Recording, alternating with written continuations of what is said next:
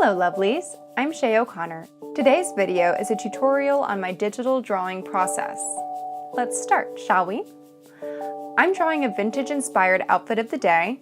Here's my reference picture and my lovely subject is KRYSTLE DESANTOS. You can find her on Instagram and I will be sure to include her links below. Step 1. Rough sketch. I'm using Adobe Creative Cloud's Photoshop.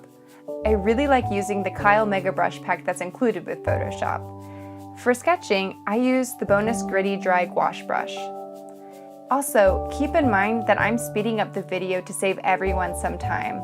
Outfits of the day usually take me between 2 to 3 hours to complete.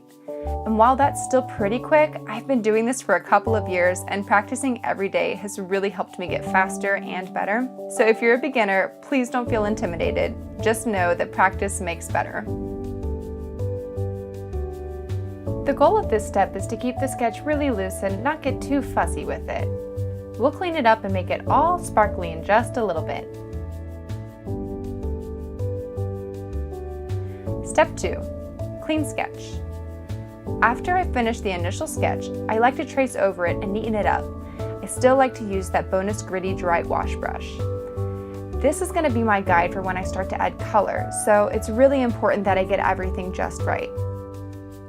Tech note, I'll be sure to include the tools and software I'm using in the links below. While this figure is super simplified, I think it's helpful to know how to draw figures realistically before developing your style.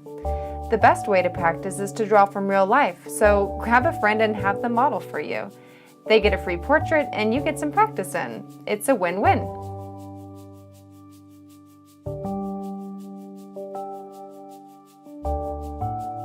Step 3. Color time! My favorite part. Once I start to add color, I like to use the China Marker 20 brush. That's also included in the Kyle Mega Brush Pack.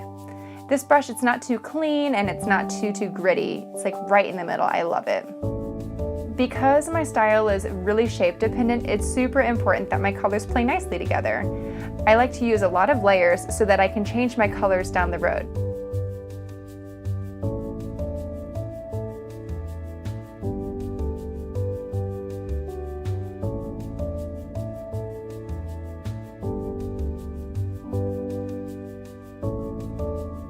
Lock transparent pixels. It's that little checkerboard icon that you can see in my tools panel on the right side. This allows you to color in only the art you've created on that layer. You kind of lock the layer, like only the art that's on it. And so if you're like me and you like to have the ability to change your mind on all your color choices, this is a really helpful tool. By the way, I'm happy to go into more detail on how to use Photoshop. I love details. And if you have any questions at all, just ask below in the comment section. I love clipping masks. This basically allows you to color inside the lines.